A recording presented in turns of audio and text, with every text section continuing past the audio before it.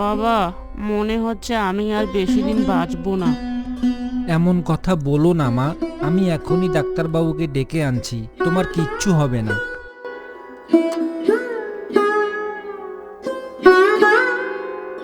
মাধব ডাক্তারবাবুকে ডাকতে ছুটে গেল। মাকে ভালো করে পরীক্ষা করার পর ডাক্তারবাবু একটা ওষুধের প্রেসক্রিপশন লিখে দিয়ে বললেন, ওষুধগুলো এখনই নিয়ে আসুন, নাহলে কিন্তু রোগীর অবস্থা আরো খারাপ হতে পারে। ডাক্তারবাবু মাধবের হাতে প্রেসক্রিপশনটা ধরিয়ে দিয়ে চলে গেলেন। মাধব এখন মহা চিন্তায় পড়ে গেল, কারণ তার পকেটে একটা টাকাও ছিল না।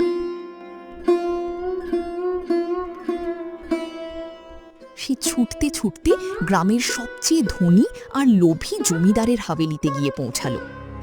আরে মাধব, আজ আমার দরজায় কি মনে করে? কেমন আছিস তুই?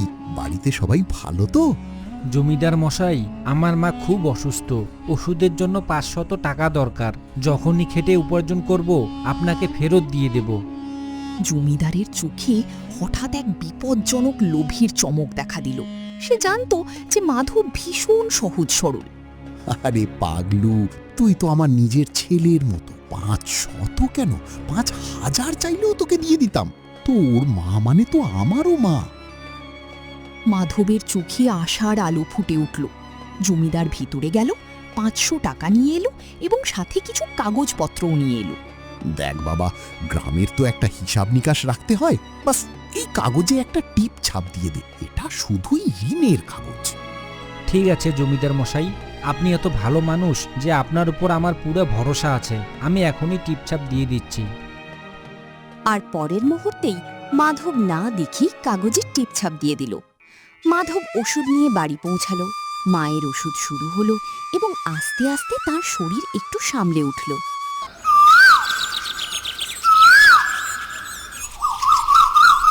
পরদিন সকালে সৌরভ নামে এক লোক দৌড়তে দৌড়তে মাধবের বাড়িতে এসে উপস্থিত হলো।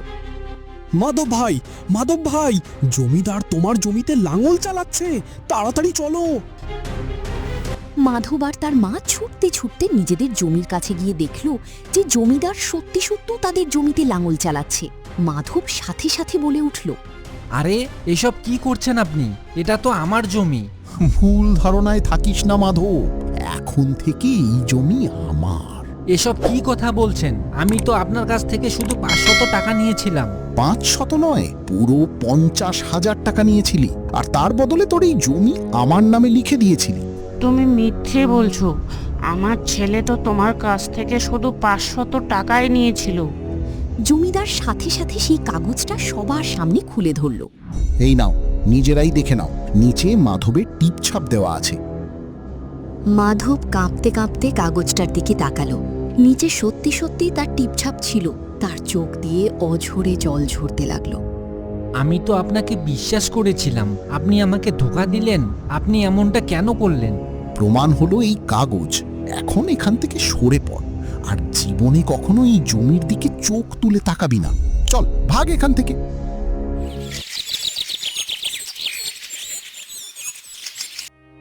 সেদিন রাতে ওদের বাড়িতে হাঁড়ি চড়ল না। মাধব মাথা নিচু করে বসে রইল। বারবার নিজের ভুলের কথা মনে পড়ে কষ্ট পাচ্ছিল। বাবা, তুই এত সরল যে সবাই তোকে ঠকিয়ে দিয়ে যায়। এখন আমার একটা কথা শোন, তুই বিয়ে করে নে। হয়তো ঈশ্বর তোকে এমন এক স্ত্রী দেবে যে বুদ্ধিমান হবে আর তোর এই সরলতার ঢাল হয়ে দাঁড়াবে।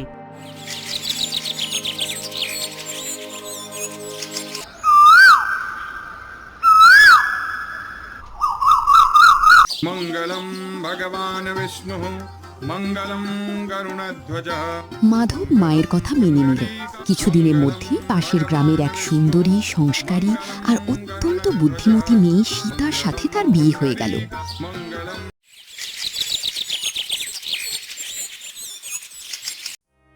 বিয়ের কিছুদিন পর থেকে মাধব রোজ অন্য কৃষকদের জমিতে দিনমজুরির কাজ করতে যেতে লাগলো।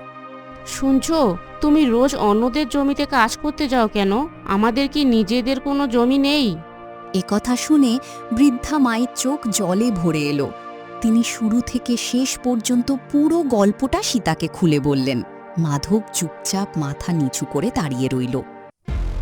মাজি, এখন আর দুশ্চিন্তার কোনো কারণ নেই।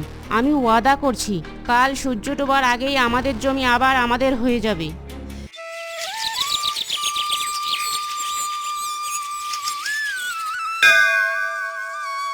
পরদিন সকালে সূর্যের প্রথম আলোর সাথেই সীতা উঠে পড়ল। সে তার গহনার বাক্সটি খুলল এবং বিয়ের সময় পাওয়া সমস্ত গয়না বের করে রাখতে লাগল। বৃদ্ধা মা এসব দেখে অবাক হয়ে গেলেন। বৌমা, এসব কি করছো তুমি?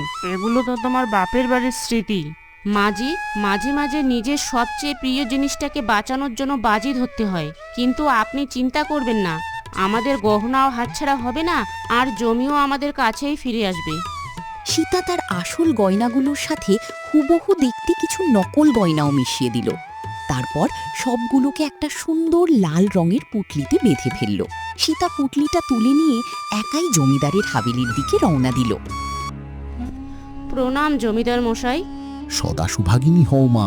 তা বলো, কি মনে করে আসা হলো? জমিদার মশাই, আমার স্বামী তো ভীষণ সহজ সরল, দুনিয়ার কিছুই তার মাথায় ঢোকে না। আমার শাশুড়ি মাও এখন বৃদ্ধ হয়ে গেছে। আমার বাপের বাড়ির লোক আমাকে লাখ টাকার গহনা দিয়েছে। আমার খুব ভয় করছে, ঘরে আবার চুরি না হয়ে যায়। পুরো গ্রামে আপনার চেয়ে সৎ আর নিরাপদ জায়গা আমি আর কোথাও খুঁজে পাচ্ছি না। বাহ, মনে হচ্ছে ভাগ্য আবার নিজ থেকেই আমার দরজায় কড়া নাড়ছে। এই গয়নাগুলো যদি একবার আমার হাতে চলে আসে, তবে সারা জীবন আর কোনো চিন্তাই থাকবে না। মা গো, তুমি একদম চিন্তা করো না, তোমার গয়না আমার সিন্ধুকে একদম ভগবানের মতো সুরক্ষিত থাকবে। সীতা আস্তে করে গয়নার পুঁটলিটা জমিদারের সামনে রাখল। জমিদার পুঁটলিটা হাতে নিয়ে যখন ভারী ওজন অনুভব করল, তখন তার চোখ লোভের কানায় কানায় চমকে উঠল। সে পুরোপুরি নিশ্চিত হয়ে গেল যে এর মধ্যে সত্যি সত্যি লাখ টাকার গয়না রয়েছে। জমিদার মশাই, আমি একটু লেখাপড়া জানি। আপনি যদি কিছু মনে না করেন, তবে ছোট একটা রসিদ বানিয়ে নিই, যাতে ভবিষ্যতে কোনো ভুল বুঝাবুঝি না হয়। আরে মা, এতে আমার কি আপত্তি থাকবে? যা লেখার লিখে নাও। সীতা তো এটাই চাইছিল। সে আগে থেকেই তৈরি করে আনা একটা কাগজ বের করল। কাগজের ওপরের অংশে সে সাধারণ কথায় গয়না গচ্ছিত রাখার কথা লিখেছিল, কিন্তু তার ঠিক নিচে দ্বিতীয় আর একটা কাগজ এমন চতুরতার সাথে জুড়ে রাখা ছিল যে সাধারণ চোখে দেখলে মনে হবে পুরোটাই একটা কাগজ। সীতা ওপরের অংশটা জমিদারকে দেখালো। ব্যাস, এখানে নিচে আপনি একটা সই করে দিন। লোভে অন্ধ হয়ে থাকা জমিদার না পড়েই কলম তুলে সই করে দিল। সীতার সাথে সাথে কাগজটি গুটিয়ে নিল এবং হেসে বলল, আপনাকে অনেক অনেক ধন্যবাদ জমিদার মশাই, এখন আমি একদম চিন্তামুক্ত।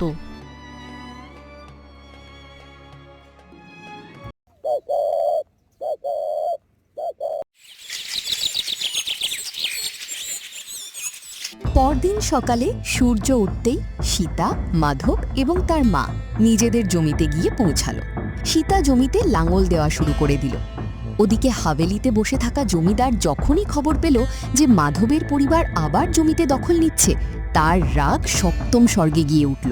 দেখতে দেখতে পুরো গ্রামের মানুষ জমির চারপাশে এসে জমা হয়ে গেল। আরে ও মাধব, এত তাড়াতাড়ি নিজের অকাত ভুলে গেলি? যে জমি থেকে তোকে তাড়িয়ে দিয়েছিলাম সেটাতেই আবার দখল নিতে এসেছিস? জমিদার মশাই, একটু আস্তে কথা বলুন। যে জমির কথা আপনি বলছেন সেটা এখন আর আপনার নয়, ওটা আমাদের। সবাই শান্ত হও, প্রমাণ ছাড়া কোনো বিচার হবে না। মা, এই জমি যদি সত্যি তোমাদের হয়, তবে তো নিশ্চয়ই কোনো প্রমাণ আছে। হ্যাঁ প্রধানজি, প্রমাণ আছে আমার কাছে। এটুকু বলে সীতা তার শাড়ির আঁচলে লুকিয়ে রাখা সেই কাগজটি বের করল। পুরো গ্রাম এক নিঃশ্বাসে তা দেখার জন্য তাকিয়ে রইল। কাল আমি আমার 5 লাখ টাকার গহনা জমিদার মশাইয়ের কাছে গজ্জিত রাখতে গিয়েছিলাম। তার বদলে উনি ওনার 5 বিঘা জমি এবং আমাদের হারিয়ে যাওয়া জমিটাও আমাদের নামে লিখে দিয়েছেন। এই দেখুন সেই দলিল। গ্রাম প্রধান কাগজটি হাতে নিলেন। তিনি প্রতিটি শব্দ সাবধানে পড়লেন, তারপর নিচে করা সইটির দিকে তাকালেন। তিনি জমিদারের দিকে তাকায়, আবার কাগজের দিকে তাকায়। জমিদার, এই সই কি তোমার? জমিদারের মুখ ফ্যাকাশে হয়ে গেল, তার কপালে ঘামের ফোঁটা চমকে উঠল। জি, সই তো আমারই। তুমি আমাকে ধোঁকা দিলে। ধোকা? আপনি যখন আমার সহজ সরল স্বামীর কাছ থেকে কিছু না পড়িয়ে টিপসই নিয়েছিলেন, তখন কি সেটা সততা ছিল? গ্রামের পঞ্চায়েতের রায় হলো মাধবের জমি এখনই তাকে ফেরত দেওয়া হোক, আর তোমার এই 5 বিঘা জমিও চুক্তিপত্র অনুযায়ী আজ থেকে সীতা আর মাধবের হবে।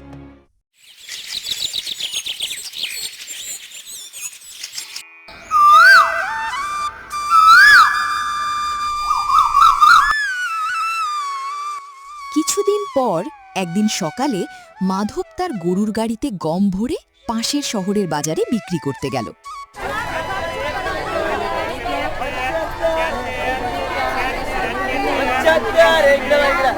বিকেলের মধ্যেই সে তার পুরো ফসল বিক্রি করে দিল এবং কষ্টের উপার্জিত ৩,০০০ টাকা নিয়ে আনন্দে বাড়ি ফিরতে লাগল।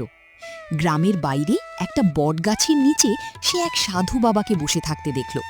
লম্বা সাদা দাড়ি, পরনে গেরুয়া বস্ত্র আর হাতে রুদ্রাক্ষের মালা। মাধব শ্রদ্ধার সাথে ঝুঁকে তার চরণ স্পর্শ করল। বাবা, তোমার মুখে চিন্তার ছাপ স্পষ্টভাবে দেখা যাচ্ছে। আজ রাতে তোমার ধন সম্পদের ওপর বড় একটা বিপদ আসতে চলেছে। কেমন বিপদ মহারাজ? আজ রাতে এই টাকা যদি তোমার ঘরে থাকে তবে তোমার পরিবারের উপর ঘোর অমঙ্গল নেমে আসবে, এমনকি অকাল মৃত্যুও হতে পারে। মাধব ভয় পেয়ে গিয়ে ঘাবড়ে বলল, মহারাজ, এই টাকাগুলো তো আমার মায়ের চিকিৎসার জন্য রাখা, এগুলো বাঁচানোর কি কোনো উপায় নেই? একটি উপায় আছে। এই পবিত্র কলসটির ভিতর তোমার টাকাগুলো রেখে দাও। সারা রাত ভগবানের কৃপা এগুলোর উপর থাকবে। কাল সকালে সূর্যোদয়ের আগে এসে টাকাগুলো নিয়ে যেও। বাবা, আমার খুব ভয় করছে। আমার টাকাগুলো নিরাপদ থাকবে তো? শুধু নিরাপদই নয়, ঈশ্বর চাইলে তোমার ভাগ্যও বদলে যাবে। সহজ সরল মাধব আর কিচ্ছু না ভেবে তার পুরো ৩,০০০ টাকা সাধু বাবার কলসে ঢেলে দিল। সাধু বাবা হেসে বললেন, এবার নিশ্চিন্ত মনে বাড়ি যাও, সূর্যোদয়ের আগে ফিরে এসো। মাধব যখন বাড়ি পৌঁছল তার মুখ শুকিয়েছিল। সীতা তাকে দেখেই বুঝে গেল কোনো একটা সমস্যা হয়েছে। কি ব্যাপার, আজ তোমাকে এত চিন্তিত দেখাচ্ছে কেন? রাস্তায় কোনো সমস্যা হয়নি তো? আমি মায়ের চিকিৎসার জন্য রাখা ৩,০০০ টাকা এক সাধু বাবার কাছে রেখে এসেছি। কি? কোন সাধু বাবার কাছে? মাধব শুরু থেকে শেষ পর্যন্ত সব কথা খুলে বলল। সীতা কিছুক্ষণ চুপ করে রইল, তারপর বলল, ঠিক আছে, কোনো ব্যাপার না, কাল সকালে আমিও তোমার সাথে যাব। পরদিন সকালে সূর্য ওঠার আগেই দুজনে সেই বটগাছের নিচে গিয়ে পৌঁছল। কিন্তু সেখানে পৌঁছতেই মাধবের পায়ের তলা থেকে মাটি সরে গেল। কলস উধাও, আর সেই সাধু বাবারও কোনো নামগন্ধ নেই। আমি সব হারিয়ে ফেললাম সীতা, এখন মায়ের চিকিৎসা কিভাবে হবে? আমি এখন বুঝতে পারছি, ও কোনো সাধু ছিল না, ও ছিল এক বহুরূপী ঠক। কাল বিকেলের মধ্যে সে নিজে আমাদের সামনে হাজির হবে। মা, এত সকাল সকাল কেন ডেকেছো? চাচাজি, আমার পুরো বিশ্বাস যে মানুষটা সাধুরূপ ধারণ করেছিল সে একটা যাযাবর ঠক। এই জাতীয় লোকেরা একটা গ্রামে প্রতারণা করে অন্য গ্রামে গিয়ে নতুন রূপ ধরে মানুষকে ঠকায়। কিন্তু আমরা তাকে চিনব কিভাবে? সে নিজে এসে আমাদের বানাজালে আটকা পড়বি। শুধু আপনারা দুজনে আমার সাথে থাকুন।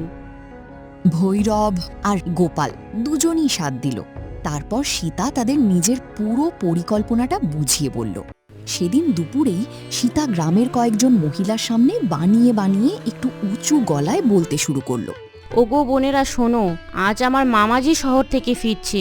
ওনারা আমাদের জন্য অনেক দামি দামি সোনার গহনা আর রূপার সিক্কা পাঠিয়েছেন। সত্যি সীতা? তাহলে সেগুলো খুব সাবধানে রেখো। সেটাই তো চিন্তা করছি, আমাদের ঘরের দেওয়ালগুলো তো কাঁচা, ভাবছি এগুলো কোনো একটা নিরাপদ জায়গায় রাখতে হবে। সীতা জানতো যে গ্রামে এই ধরনের খবর ছড়াতে একদম সময় লাগে না, আর ঠিক সেটাই হলো। বিকেলের মধ্যেই এই খবর পুরো এলাকায় ছড়িয়ে পড়ল যে সীতার ঘরে নাকি প্রচুর দামি গয়নাগাটি আসতে চলেছে। ওদিকে সেই বহুরূপী ঠগ যে সাধুর ছদ্মবেশ ধরেছিল গ্রাম থেকে কিছুটা দূরে একটা নির্জন কুঁড়ে ঘরে লুকিয়েছিল। খবরটা যখনই তার কানে পৌঁছালো, লোভের কানায় তার চোখ দুটো চকচক করে উঠল। ৩,০০০ টাকা তো আগেই পকেটে এসেছে, এবার যদি গয়নাগুলো হাতানো যায় তবে আর বেশ কিছুদিন কোনো কাজই করা লাগবে না। সেদিন রাতেই ঠগ তার নিজের রূপ বদলে ফেলল। এবার সে সাধুর পোশাক ছেড়ে এক ধনী ব্যবসায়ী রূপ ধারণ করল। কিছুক্ষণ পর মাধবদের দরজায় টোকা পড়ল। কেউ কি ঘরে আছেন? আমি দূরের শহর থেকে আসা এক ব্যবসায়ী। অনেক রাত হয়ে গেছে, আজ রাতটা কি এখানে থাকা যাবে? আরে আসুন আসুন শেঠজি, অতিথি তো ঈশ্বরের সমান। ঠগ ঘরের ভেতর এলো।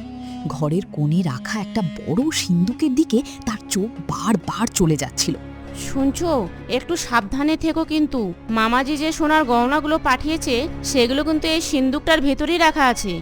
হ্যাঁ, আমি সারা রাত জেগে এটার পাহারা দেব। মাঝরাতে ঘরের সবাই যখন ঘুমানোর ভান করছিল তখন ঠগ নিঃশব্দে পা ফেলে উঠে দাঁড়ালো। সে ধীরে ধীরে সিন্দুকটার কাছে গেল। চারপাশটা একবার ভালো করে দেখে নিয়ে কোনো মতে সিন্দুকটা বাইরে নিয়ে যাওয়ার চেষ্টা করতে লাগলো। এই চোর, দাঁড়া, এবার কোথায় পালাবে বাছাধন? ঠগ ঘাবড়ে গেল। সে সিন্দুক ছেড়ে পালানোর চেষ্টা করতেই ভৈরব আর রাঘব তাকে শক্ত করে চেপে ধরে ফেলল। আরে, এটাই তো সেই সাধু বাবা। আমি বলেছিলাম না, ওর নিজের লোভেই ওকে টেনে আমাদের কাছে নিয়ে আসবে।